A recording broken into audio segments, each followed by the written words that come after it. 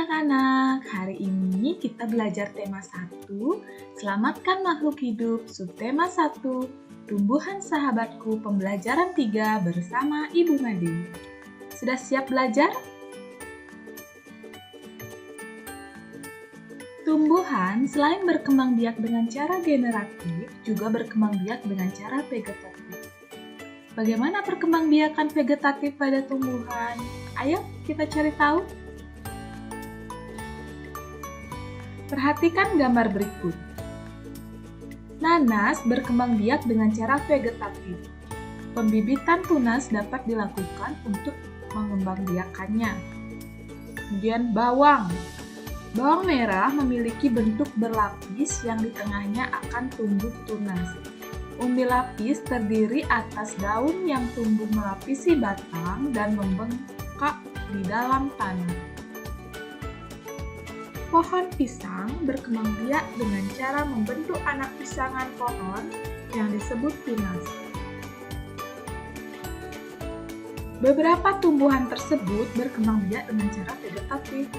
Tahukah kamu yang dimaksud dengan perkembangbiakan secara vegetatif? Perkembangbiakan secara vegetatif adalah cara berkembang biak suatu makhluk hidup yang terjadi tanpa melalui perkawinan. Makhluk hidup baru tumbuh berasal dari induknya.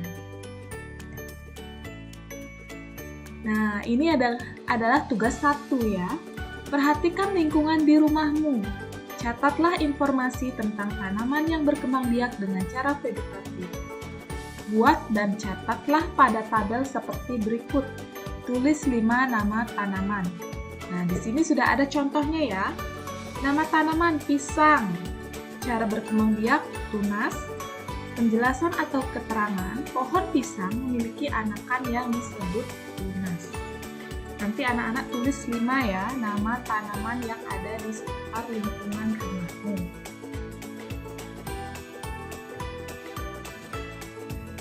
Tugas 2-nya, tulis manfaat dari perkembangbiakan secara vegetatif pada kolom di bawah ini. Setelah anak-anak tadi menuliskan 5 nama tanaman, sekarang tuliskan manfaat dari perkembangbiakan secara vegetatif. Sungguh hebat semua tumbuhan yang diciptakan Tuhan Yang Maha Esa. Tiap tumbuhan memiliki cara yang unik untuk menjaga kelestariannya. Melestarikan tumbuhan merupakan salah satu wujud rasa syukur kepada Tuhan Yang Maha Esa. Bacalah paragraf berikut. Tumbuhan sumber kehidupan. Paragraf 1, ini paragraf 1 ya. Indonesia adalah negara kepulauan yang terletak di garis khatulistiwa. Indonesia memiliki dataran tinggi, dataran rendah, dan perairan. Paragraf 2 ini. Dataran rendah adalah daratan yang memiliki ketinggian 0 sampai 200 meter di atas permukaan laut. Hampir semua ibu kota provinsi di Indonesia terletak di dataran rendah. Tumbuhan di dataran rendah adalah padi, palawija, dan tebu. Kemudian paragraf 3. Wilayah pantai termasuk dataran rendah. Indonesia memiliki banyak pantai karena negara kita terdiri atas ribuan pulau. Tumbuhan di wilayah pantai adalah kelapa, bakau, dan ganggang. Kemudian paragraf 4. Dataran tinggi adalah daratan luas dengan ketinggian lebih dari 200 meter di atas permukaan laut. Beberapa dataran tinggi di Indonesia adalah Dataran Tinggi Dieng, Jawa Tengah, Dataran Tinggi Malang, dan Dataran Tinggi Tengger, Jawa Timur.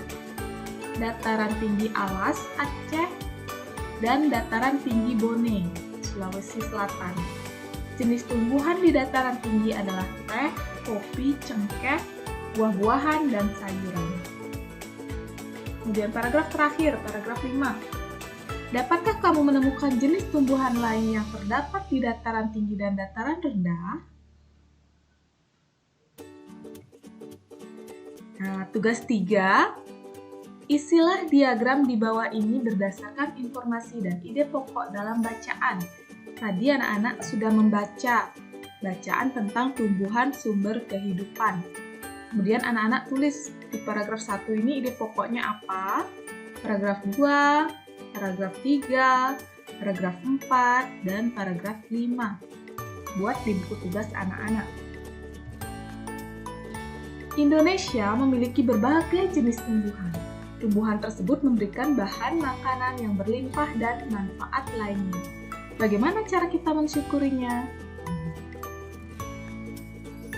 Nah, sekian pembelajaran kita hari ini. Terima kasih anak-anak. Sampai jumpa di video pembelajaran selanjutnya.